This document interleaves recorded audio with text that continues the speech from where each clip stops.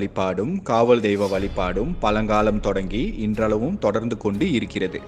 இதில் பலரும் பயத்தின் காரணமாக அதிகம் வழிபடாத காவல் தெய்வமான காட்டேரியை பற்றி நாம் இப்பொழுது பார்க்கலாம். காட்டேரிக்கு இரத்த காட்டேரி, காட்டேரி அம்மன், இருசி, நல்லிரிசி, பொன்னிரிசி, குளிரிசி, இருசாரி மற்றும் டாகினி என்று பல பெயர்கள் உள்ளது.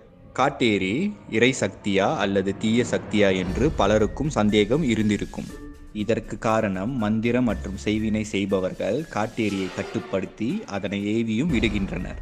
தன்னை வழிபடுபவர்கள் நல்லவராக இருந்தாலும் கெட்டவராக இருந்தாலும் காட்டேரி அவர்களுக்கு உதவி செய்யுமா.